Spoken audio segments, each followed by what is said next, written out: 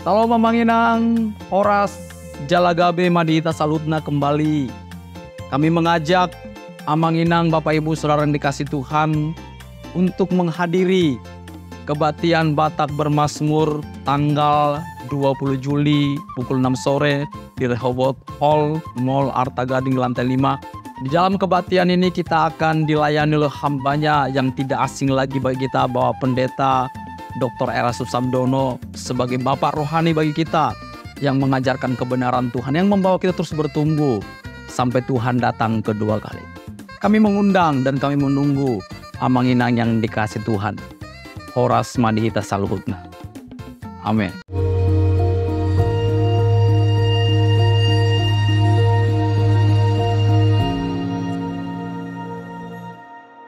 Salam saudara, kita memasuki Abam ya, episode 723 saudara ya. Oke, kita akan melihat dari seorang, tidak ada ini, identitasnya tidak ada. Teleponnya ada ya. Halo Erastus saksi Yehova. Loh, saya bukan saksi Yehova ya. Dosamu tidak bisa diampuni menurut Tuhan Yesus. Karena dosa yang tidak diampuni adalah menghujat Roh Kudus. Padahal Anda mengaku pendeta. Tentu paham itu dari Roh Kudus, tapi Anda sangat berani menghina, menghujat Tuhan Yesus. Kok nggak ada respon dari si Erastus penghujat Yesus ini? Pada mulanya adalah Logos. Logos itu bersama-sama dengan Allah. Logos itu adalah Allah. Kok bisa otaknya bilang Logos itu bukan Allah? Orang beko bin tolol jadi pendeta. Si Erastus bukan manusia. Pindah agama saja kau Erastus, mualaf sono. Sampaikan sama si Erastus ya. Oi para pembangkang, respon Abam. Selamat datang di Abam. Anda bertanya, Alkitab menjawab bersama Pendeta Dr. Erastus Samdono. Mohon mengisi dengan format nama. Oke. Nah, buat apa bertanya sama antikris si Erastus? Berkhotbah mengatakan Yesus bukan Allah, itu sama saja tidak percaya. Upahnya maut, paham? Sebentar, saya harus beritahu, saya tidak mengatakan Yesus bukan Allah. Yesus itu Allah. Tapi Allah itu apa? Harus dijelaskan ya. Yesus itu Allah. Ya. Kalau kita membaca di dalam Yohanes pasal 10 34-35, Yesus mengakui dirinya Allah. Jadi Anda mungkin salah dengar ya. Atau saudara hanya mendengar fitnah ya. Respon. Terima kasih atas pertanyaannya, tetap semangat dan teguh mengarungi hidup ini dalam perjuangan menjadi serupa seperti Tuhan kita Yesus Kristus. Tuhan memberkati. Hahaha. Anda bicara apa? Bukan Anda tidak mengaku Yesus itu Allah. Hai kau keturunan ular beludak. Enyalah dari hadapanku, mulutmu mengaku tapi hatimu tidak. Kamu teriak-teriak Yesus bukan Tuhan. Kalau Anda mau jadi belis, jangan tanggung-tanggung, siksa kubur, menanti semua antikris. Jangan keraskan hatimu, Tuhan Yesus mengasihi Anda, bertobatlah. Saya tidak pernah sekolah teologi, tapi saya tidak suka melihat si Erastusmu teriak-teriak mengatakan Yesus bukan Tuhan. Dalam label Anda sebagai pendeta Kristen. Ajaran si Erastus itu reinkarnasi antikris. Semua kalian front pembela Erastus segeralah bertobat. Mungkin si penanya ini atau yang bukan penanya yang pengkritik atau apa namanya ini tidak mendengar langsung dari saya ya. Yesus itu Tuhan. Kalau kita tidak mengaku Yesus Tuhan ya kita selesai jadi orang Kristen. Ya. Lalu di sini Anda berkata Yesus bukan Allah. Allah itu apa? Ya. Hakim-hakim pun di Alkitab disebut Allah. Musa pun disebut Allah bagi Firaun. Ya. Jadi sebutan Allah itu yang namanya Elohim. Itu bukan hanya ditujukan untuk Bapak Yahweh, banyak pihak. Asera, Moloch, Milkom, Dagon, Asera, Asitoret, itu LL atau Elohim itu. Ya. Tetapi tentu itu bukan Elohim yang benar. Elohim yang benar itu hanya satu, namanya atau proper name-nya itu Yahweh. Jadi Elohim itu generic name. Yesus apakah Allah atau Elohim? Iya benar. Apakah dia Tuhan? 100% iya. Nah si penulis ini mungkin belum mendengar lengkap ya. Hanya dengar sepotong ya. Nanti saya tidak tahu berapa umurnya. Ini tidak ada tidak ada identitasnya ya. Hanya nomor telepon. Mungkin nomor telepon ini dicatat nanti diberi diingetin ya. Nanti kalau kita ada seminar diberi linknya untuk ikut. Ya, it's okay, dia tidak tahu. Enggak apa-apa, ya. Kayaknya nih masih usia muda nih ya. Kata-katanya kasar ya. Kasar ya. Kok bisa otak loh, saya diotak-otakin orang bego bin tolol jadi pendeta. Mungkin dia tidak tahu ya siapa saya, enggak apa-apa. Oke. Kita teruskan dengan wanita usia 27 tahun belum menikah. Pak Erastus, saya mau bertanya hal yang mengganjal di hati saya. Apa yang harus saya lakukan untuk bisa membuat kakak kembar saya bisa bahagia bersatu dengan pasangannya yang sekarang? Sebelumnya kakak saya ditinggal meninggal oleh tunangannya. Beberapa tahun kemudian kakak saya membuka hati untuk pria lain.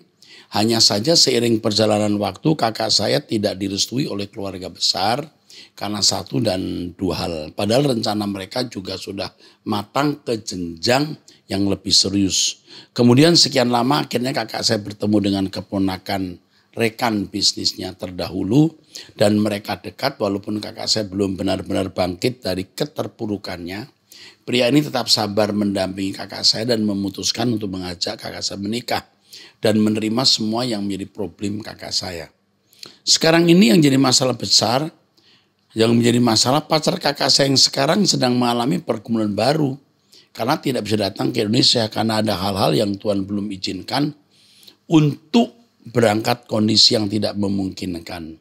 Sudah beberapa kali begini terus dan mengulur waktu menjadi lebih lama dari sudah direncanakan. Dan seterusnya. Bagaimana caranya supaya kita tahu apa yang sebenarnya harus kita lakukan menghadapi pergumulan. Apakah ada hubungannya dengan karma, dosa warisan, dan lain-lain. Sebagai adik untuk menguatkan kakak saya. Saya sedih, stres ya memikirkan masalah kakaknya ini. Ruwet ya. Ini ruwet ya. Cuman saya harus beritahu begini ya kepada kamu ya. Menikah itu bukan tujuan hidup. Masalah kakak kamu ini cukup ruwet ya. Kalau hanya ditulis begini juga tidak terlalu jelas. Tapi yang pasti kakakmu menghadapi masalah jodoh ya. Nikah itu bukan tujuan hidup. Puji Tuhan menikah. Juga puji Tuhan tidak menikah. Jadi jangan merasa bahwa menikah itu kewajiban dan kalau tidak menikah seperti hutang. Menikah dapat jodoh yang salah, orang kehilangan hidup. Lebih baik tidak menikah. Jadi kakak kamu mungkin perlu kamu dampingi untuk bisa melewati situasi-situasi sulit ini. Ya. Tapi kamu sendiri juga rasanya ingin kondisi kakak kamu jadi baik dengan memiliki jodoh yang baik lalu bisa menjalani hidup dengan baik. Kehidupan itu tidak akan baik kalau tujuan kita bukan langit baru, bumi baru. Hidup kita itu baik kalau kita jadikan Tuhan itu tujuan. Kurang dari itu meleset. Jadi sekarang kamunya yang harus menemukan tujuan hidup. lalu menggarami kakakmu. Keadaan lebih sulit, lebih berat bisa dialami oleh kamu dan kakakmu. Sekarang ini keadaan sulit tapi itu belum apa-apa. Masih banyak keadaan yang sulit bisa kita alami. Tetapi kalau kita berjalan dengan Tuhan dan memiliki tujuan hidup itu Tuhan, semua bisa diselesaikan dan beban menjadi ringan. Suruh belajar turut ID dan doa bersama saya, maka Tuhan akan beri pemulihan. Tuhan memberkati. Oke, saya teruskan dengan wanita usia 20 tahun. Pak Eras yang terhormat, terima kasih ya Pak sudah menjawab pertanyaan saya sebelumnya. Bagaimana mengatasi pikiran yang selalu kotor, mudah tersinggung, mudah marah dan sombong? Sebenarnya saya tidak mau seperti itu Pak. Saya selalu berusaha belajar rendah hati dan berdoa minta bimbingan Roh Kudus, tapi dalam hati tidak bisa dipungkiri. Bagaimana untuk mengatasinya? Saya takut semua itu membawa saya kepada kebiasaan. Beberapa hari sudah mengikuti kegiatan di Truth ID bersama suami dan saat doa malam bersama Bapak di Truth ID. Saya merasakan lawatan Tuhan, saya menangis sejadi-jadinya. Banyak sekali dosa yang saya lakukan sungguh menyakiti hati Tuhan. Dan saya meminta ampun kepada Allah. Bapak, hati terasa lebih rileks Pak, terima kasih. Oke. Menjadi sempurna itu perlu waktu, menjadi tua itu otomatis. Jadi apa yang kamu jalani selama ini, ikut doa pagi, mendengarkan khotbah, jalani dulu. Di mana kebenaran kamu asup, kamu teguk, kamu terima, maka hal negatif kotor bisa kamu halau. Selamat berjuang nak. Ikuti terus bersama Om Eras, usiamu masih muda. Kamu pasti bisa. Semua kita melewati kok pergumulan itu termasuk saya. Kita kan bisa melewatinya. Ingat tekun, jangan menyerah. Tuhan berkati. Kalau boleh saya tambahkan, jangan nonton film-film, walaupun bukan film porno, tapi film-film yang bisa membangkitkan libido, bisa membuat stres, gampang marah, itu film-film yang tidak patut kita tonton. Ya, jangan bergaul dengan orang yang tidak menggarami kita. Saya kira cukup itu saja. Tuhan berkati. Wanita usia 30 tahun single Palmerah, Jemaat GSKI Jakarta. Pak Eras, saya ingin pandangan Pak Eras sebagai Bapak rohani.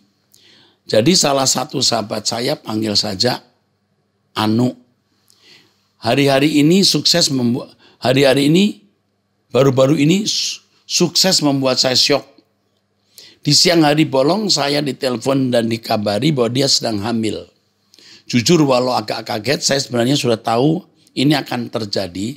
Karena memang sejak kuliah dulu, teman saya lebih memilih cara hidup dan pola pikir open-minded yang berkembang di negara barat, ya western mind. Prinsip hidup ya work hard, party hard, don't let stress consume you, happy aja. Dan yang saya tahu selama ini dalam memilih pasangan pun, teman saya lebih tertarik dengan WNA, warga negara asing. Yang membuat saya syok adalah karena dia ternyata juga punya tekad yang sangat bulat untuk menggugurkan kandungannya Pak. Yang waktu itu masih sekitar 6 minggu umurnya. Awalnya dia meminta saya menemani ke klinik. Tapi kemudian saya tolak dengan alasan saya takut dosa. Saya upayakan cara apapun untuk membujuk dia supaya membatalkan niatnya. Tapi sungguh cara apapun yang terlintas di kepala sudah diutarakan agar dia tidak bertindak salah. Tapi akhirnya karena tekadnya yang bulat dia tetap kekeh akan melakukan aborsi. Ada satu perkataannya yang membuat saya menyerah Pak untuk membujuknya. Dia bilang, kamu gak tahu rasanya jadi aku. Kamu gak tahu posisi aku seperti apa. Hidup sebatang kara. Orang tua nggak ada, buat hidup sendiri aja susah. Udahlah, selama ini aku ngertiin kamu, tolong kali ini kamu mengerti aku. Ini badan saya, ini tubuh saya, ini keputusan saya. Saya yang ngerasain bukan kamu. Setelah pesan itu saya berhenti meyakinkan dia. Lalu menyerah Pak dengan kalimat, kalau memang itu keputusan kamu ya sudah. Dan jujur saya merasa terbeban dengan kalimat saya sendiri. Saya merasa ikut berdosa, sudah secara tidak langsung mendukung dia untuk menggugurkan kandungan. Sampai hari ini pun dia masih jaga jarak. Chat WhatsApp hanya sebatas dibalas oke. Baik, nggak apa-apa. Jawaban singkat-singkat seperti kesal. Sebenarnya saya sangat khawatir Pak dengan mentalnya. Karena dia yatim piatu dan tidak punya wadah untuk berkeluh kesah. Kami teman-temannya inilah Pak yang ada untuk berbagi beban dan cerita buat dia seperti saudara. Oke. Saya bisa membantu temanmu. Dia tidak boleh menggugurkan ya. Nanti dihubungi. Ya. Jangan digugurkan ya. Jangan. Nanti bisa dibantu. Oke. Kasihan ya. Oke. Wanita usia 42 tahun menikah 12 tahun. Oke, Surabaya, satu anak laki-laki umur 11. Dalam kurung sudah tahu juga kalau papanya selingkuh. Pak, suami saya sudah 1 tahun ini berselingkuh dengan teman kantornya sendiri seorang muslim. Saya mendapati suami dan selingkuhannya di dalam kamar hotel. Dalam kamar hotel saya tersebut bertanya kepada suami dan selingkuhan tentang apa sebenarnya yang mereka inginkan. Setelah kejadian di kamar hotel tersebut, suami saya berjanji akan menyelesaikan masalah dengan selingkuhannya. Namun ternyata saya beberapa kali ikuti suami saya masih terus berhubungan dengan selingkuhannya. Suatu ketika saya meminta suami saya berkata jujur tentang perasaannya. Suami saya mengatakan bahwa dia tidak bisa melepaskan kami. Tidak bisa melepaskan ini istri dan anak ya. Tidak mau bercerai dengan saya tapi tetap berhubungan dengan selingkuhannya. Dalam hal ini saya bingung karena secara pribadi saya dari mulut saya yang tidak mungkin keluar kata cerai. Tetapi suami saya tetap berhubungan dengan selingkuhannya. Apakah ini disebut dengan dimadu? Bagaimana tindakan yang harus saya lakukan pada suami? Selingkuhannya sudah punya suami dan sudah menikah 2 kali. Saat ini dengan suami kedua karena suami pertama meninggal. Selingkuhannya mengajak nikah siri tapi suami saya menolak. Seluruh keluarga, mama saya dan mertua sudah tahu tentang suami saya selingkuh. Yang kamu lakukan, kamu diam. Dan kamu jangan berhubungan badan dengan suami. Ya, sampai punya kepastian bahwa dia meninggalkan wanita itu. Dengan alasan jangan sampai kamu ketularan penyakit. Kalau si wanita itu berhubungan badan dengan banyak orang, ini bisa menjadi masalah. Jadi kamu tetaplah di rumah seperti teman demi anakmu dan menunggu pertobatan dia. Ingat ya, jangan cerai dulu. Ini penting sekali untuk kamu, jangan cerai ya. Usiamu 42 tahun, kamu punya 1 anak laki-laki. Ya, kamu tunjukkan kepada anakmu laki-laki kebesaran jiwamu sebagai pengikut Kristus yang meneladani Kristus. Berjiwa besar. Dan suamimu akan bertobat. Tunggu Tuhan melakukan satu tindakan. Ya. Oke, dari wanita usia 45 tahun. Pak, saya selalu ya dipakai melayani Tuhan. Menolong jiwa. Saya hanya ingin menyampaikan terima kasih atas doa pagi tanggal 15 Juli 2023. Di mana saya merasa Tuhan berbicara kepada saya melalui Pak Eras atas pergumulan saya. Apa yang Pak Eras sampaikan singkat dan tepat buat pergumulan saya. Sebelum Bapak menyampaikan renungan, hati saya berbicara. Bapak, Tuhan berbicaralah untuk pergumulan saya saat ini apa yang harus saya lakukan. Dan ketika Pak Eras menyampaikan renungan seolah langsung menjawab suara hati saya. Terima kasih Pak. Tuhan memberkati Pak Eras dalam pelayanan Pak Eras. Saya mengasihi Bapak sebagai Bapak rohani saya. Dan buat orang-orang yang menganggap Pak Eras sesat, itu karena mereka belum melihat kebenarannya. Terus semangat melayani ya Pak. Saya contoh salah satu jiwa yang diubahkan dalam mencari kebenaran melalui khotbah-khotbah Pak Eras. Dan saya setuju kalau Bapak memilih tetap memberkati mereka yang menyakiti Pak Eras. Semoga saya bisa menjadi penghuni kerajaan surga dalam usaha saya hidup berkenan di pandangan Bapak. Dukung saya dalam doa ya Pak, supaya terus hidup berkenan menyukakan hati Bapak Elohim Yahweh. Tuhan Yesus memberkati Pak Eras sekeluarga. Selamat berjuang. Oh, oke. Terima kasih ya. Tuhan memberkati. Tuhan memberkati. We love you. You part of our life. Oke, amin. Wanita usia 29 tahun, ini masalahnya pribadi, tolong dihubungi. Oke, dari ibu usia 51 tahun. Pak Eras, salam, saya bersyukur Bapak sudah menjawab pertanyaan saya dan bersyukur juga mendapat Bapak rohani yang membawa saya bertumbuh terus setiap hari. Lewat doa pagi, doa malam, abam, dan semua khotbah Bapak. Saya juga mengalami bully dengan mengirim video Pak Eras. Tapi tenang, saya langsung blokir nomor itu. Dan saya doakan Bapak Eras supaya melewati semuanya. Juga karena kami diajar semua bisa dilewati. Tuhan memberkati ya. Saya dibully lalu orang yang mendengar khotbah saya kok dibully. Mereka tidak tahu ya. Sekarang dari wanita usia 31 tahun sudah bercerai di Tegal. Pak Eras, tahun lalu saya diceraikan dengan alasan tidak jelas. Sejak saat itu keadaan mental saya tidak stabil. Saya sering marah, tidak jelas. Anak sering saya marahi. Bahkan saya pukul. Lalu selama beberapa bulan mantan suami tidak memberi nafkah untuk anak. Saya terpaksa berhutang sana sini untuk mencukupi anak. 2 minggu lalu ada salah satu orang yang menagih hutang. Saya bingung karena tidak ada uang.